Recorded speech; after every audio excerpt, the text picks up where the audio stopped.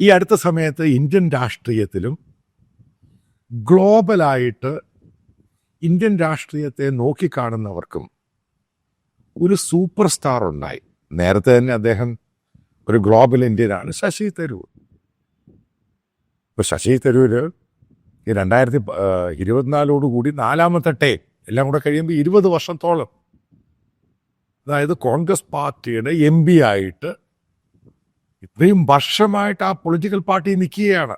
നേരത്തെ അദ്ദേഹത്തെ minister for state, ഒരു എക്സ്റ്റേണൽ അഫേഴ്സ് കൊടുത്തു, പിന്നെ HR കൊടുത്തു, ഹ്യൂമൻ റിസോഴ്സിൽ കൊടുത്തു. അപ്പം അടുത്ത ചോദ്യമുണ്ട്, ശശി തരൂർ BJPയിൽ പോകുമോ ഇല്ലേ? അപ്പം അതിൻ്റെ പോസിബിലിറ്റി എന്ന് പറയുന്നത്, നമ്മളിപ്പം പലതും എടുത്ത് നോക്കി ആംഗിൾ നോക്കുവാണെങ്കിൽ, കോൺഗ്രസ് പാർട്ടിയുടെ ഏറ്റവും വലിയ പതനമെന്ന് പറയുന്നത് രാഹുൽ ഗാന്ധി. പിന്നീട് അവരുടെ കംപ്ലീറ്റ് ആ കുടുംബം കോൺഗ്രസ് പാർട്ടിയിൽ അങ്ങ് മുറുകെ പിടിച്ചു. ശശി തരൂരിനെ ഇന്ത്യയിലാണെങ്കിലും ഗ്ലോബലായിട്ട് ഉപയോഗിക്കാൻ വേണ്ടി കോൺഗ്രസ് പാർട്ടിക്ക് കഴിഞ്ഞിട്ടേ ഇല്ല. അതിന് ശശി തരൂർ എന്ത് പിഴച്ചു? അപ്പം അദ്ദേഹത്തിന് ഈ കോൺഗ്രസ് പാർട്ടിയെ, പൊളിറ്റിക്കൽ പാർട്ടിയെ, അതിനെ ഗ്ലോബലായിട്ടും ഇന്ത്യയിലും അതിനെ കൊണ്ടുവന്ന് ഒരു മിഡിൽ ക്ലാസിൻ്റെ, അതായത് പുതിയ ഇന്ത്യയുടെ ഒരു ഒരു ഒരു ഒരു നേർരേഖയാണ് ശശി തരൂർ എന്ന് പറയുന്നത്. ലീവ് ഇറ്റ് പൊളിറ്റിക്കൽ, ഇത് രാഷ്ട്രീയമൊക്കെ കളയുക. അപ്പോൾ കോൺഗ്രസ് പാർട്ടിക്ക് ഇതേപോലെയുള്ള ആൾ തിരുവനന്തപുരം സീറ്റ് തിരിച്ചു പിടിക്കുന്നു. ശശി തരൂർ എന്ന് പറയുന്ന ഒരു ഗ്ലോബലായിട്ടുള്ള ഒരു ഡിപ്ലോമാറ്റ്, അത് കിട്ടിയിട്ട് അവർ ഉപയോഗിച്ചേ ഇല്ല. എല്ലായിടത്തും സൈഡ് ലൈൻ ചെയ്ത് കൊണ്ടുപോയി. ഞാനത് നേരത്തെയും പല ആവർത്തി ഈ ശശിയുമായിട്ട് ബന്ധപ്പെട്ട പല വീഡിയോയിലും കമൻറ്റുകളിലൊക്കെ ഞാനിത് പറഞ്ഞിട്ടുണ്ട്. അതായത് ഇപ്പം ഇന്ത്യയിൽ ഈ രാഹുൽ ഗാന്ധി ആണെങ്കിലും പ്രിയങ്ക ഗാന്ധി ആണെങ്കിലും അവരുടെ ആ കുടുംബത്തിൻ്റെ സംഭവം വെച്ചാണ് ഈ ആൾ കൂടുന്നത്. ഇത് കേരളത്തിലും 1-2 സ്റ്റേറ്റുകളിലേ ഉള്ളൂ ഇവർ പോകുമ്പോൾ ആൾ കൂടുന്നത്. ആദ്യം മനസ്സിലാക്കുക. അതായത് അവർക്ക് ഈ പറയുന്ന പോലെ നോർത്ത് ഇന്ത്യയിലും പല സ്റ്റേറ്റുകളിലും ഈ പറയുന്ന രാഹുൽ ഗാന്ധിക്കും പ്രിയങ്ക ഗാന്ധിക്കും സോണിയാഗാന്ധിക്കും ആളുകളെ മാസീവായിട്ട് ആകർഷിക്കാൻ കഴിയുന്നില്ല. യാഥാർത്ഥ്യമാണ്. കഴിഞ്ഞിടയ്ക്ക് കോൺഗ്രസിൻ്റെ പ്രസിഡന്റ് ഖർഗെ, അദ്ദേഹം ബീഹാറിൽ ഒരു റാലിയിൽ പങ്കെടുക്കാൻ പോയി.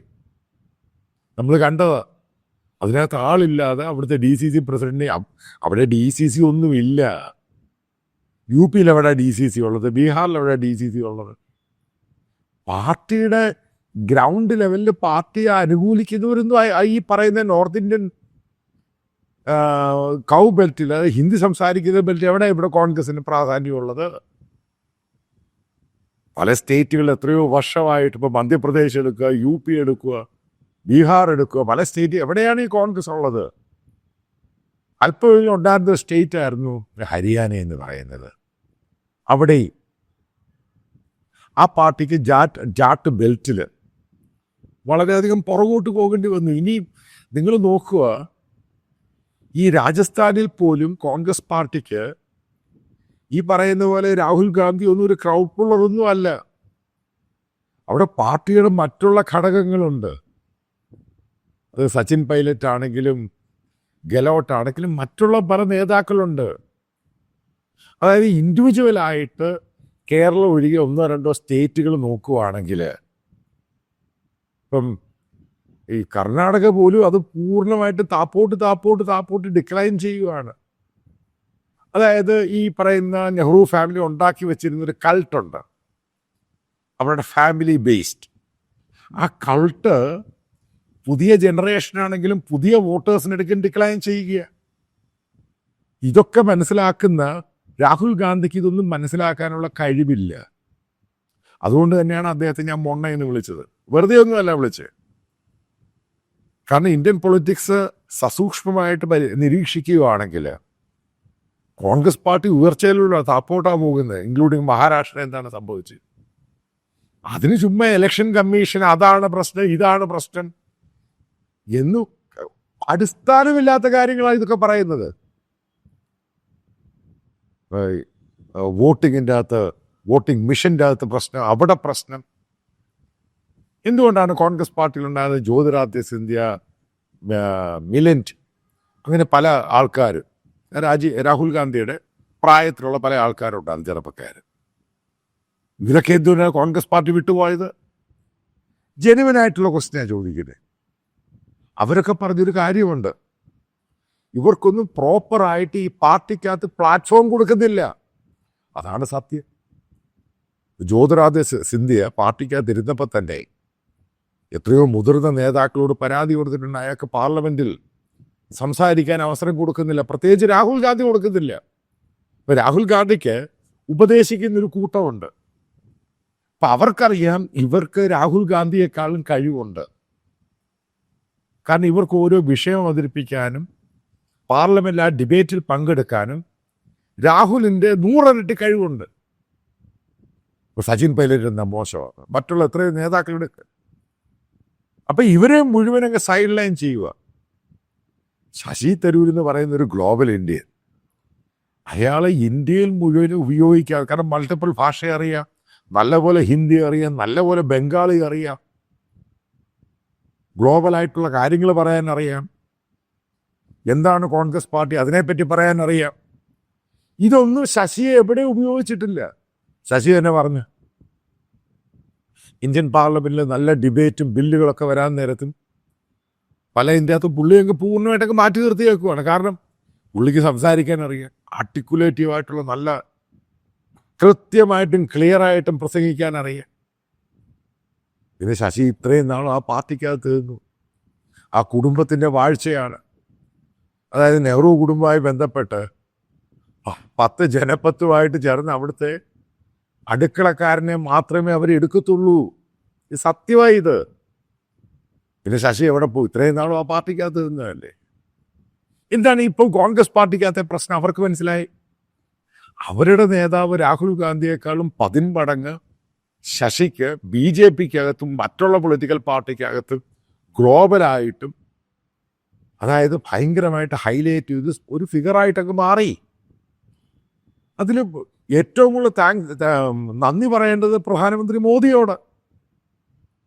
കാരണം മോദി അത് നോക്കി ശശിയെ കൊണ്ടത് പറ്റും. അതുകൊണ്ടാണ് ശശി തരൂരിനെ പല രാജ്യത്തും, അമേരിക്കയിലും പല രാജ്യത്തും ഹെഡായിട്ട് ആ ഡെലിഗേറ്റ്സിൻ്റെ ഭാഗമായിട്ട് വിട്ടത്. അത് ശശി അത് കൃത്യമായിട്ട് നിർവഹിക്കുകയും ചെയ്തു. അതിൻ്റെ റിസൾട്ട് യെസ് ഓർ നോ അത് പിന്നീട് ചർച്ച ചെയ്യുക. അത് ഇന്ത്യയിൽ തരംഗമുണ്ടാക്കി. മനസ്സിലാക്കുക, ശശി ഒപ്പോസിഷൻ പാർട്ടിയിലാണ്. പക്ഷെ കൃത്യമായിട്ട് അവതരിപ്പിക്കേണ്ട കാര്യങ്ങൾ പല രാജ്യങ്ങളിലും പോയിട്ട് അവിടുത്തെ അഡ്മിനിസ്ട്രേഷനും ആണെങ്കിലും ഡയസ്ഫോറയാണെങ്കിലും അവരുടെ മുമ്പിൽ ഈ കാര്യങ്ങൾ, പാകിസ്ഥാൻ്റെ ടെറർ, ഈ സംഭവങ്ങൾ അവതരിപ്പിച്ചു. ഇന്ത്യൻ പ്രധാനമന്ത്രി എന്താണ് ഉദ്ദേശിക്കുന്നത് അത് കൃത്യമായിട്ട് വ്യക്തമായിട്ട് ക്ലിയറാക്കി കൊടുത്തു. ഇവിടെ രാഹുൽ ഗാന്ധി എന്ന് പറഞ്ഞ് ആൾക്ക് ചെയ്യാൻ പറ്റുന്നത്?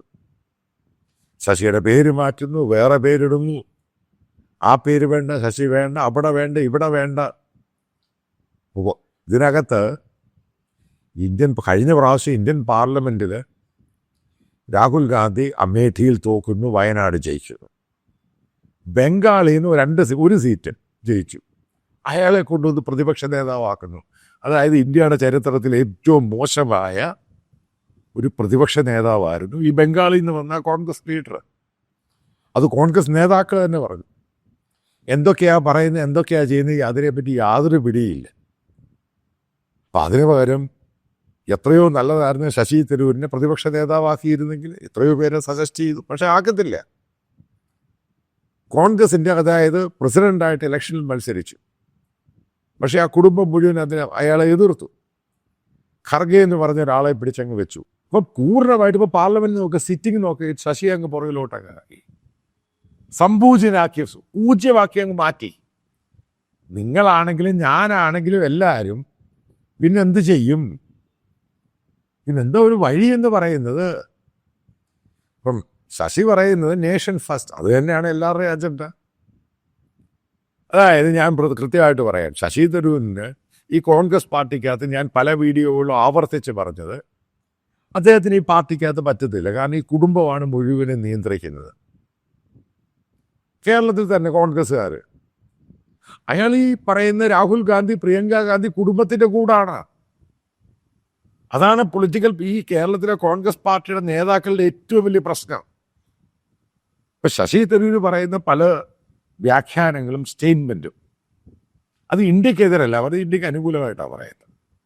അതിനകത്ത് രാഷ്ട്രീയമില്ല, പറയുന്നത് കറക്റ്റാണ്. ഇപ്പം ഇന്ത്യയെ മുമ്പിൽ നിർത്തിയാണ് രാഷ്ട്രീയം പോകേണ്ടത്. ഡൊമസ്റ്റിക് പൊളിറ്റിക്സിൽ നിങ്ങൾക്ക് പലതും പറയാം. അതായത് മനസ്സിലാക്കുക, ശശി തരൂരിനെ അക്സെപ്റ്റ് ചെയ്യാൻ വേണ്ടി മോദി നയിക്കുന്ന BJP തയ്യാറാണ്. ഇപ്പോൾ BJPയിലോട്ട് പോയി കഴിഞ്ഞാൽ ഉറപ്പായിട്ടും അയാൾക്ക് കീ പോർട്ട്ഫോളിയോ കൊടുക്കും, അയാളെ കൊണ്ടുവരും.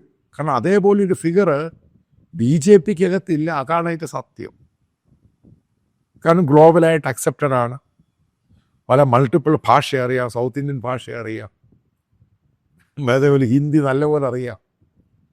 ഇപ്പം ഇതെല്ലാം ഉൾക്കൊള്ളുന്ന ഒരു ലീഡറെ BJPക്ക് ആവശ്യമാണ്. അവർ അക്സെപ്റ്റ് ചെയ്യും, അവർ ഓഫർ ചെയ്യും. അതിന് രാഹുൽ ഗാന്ധി എന്ന് പറഞ്ഞ മൊണ്ണ പറഞ്ഞിട്ട് കാര്യം എന്തുവാ?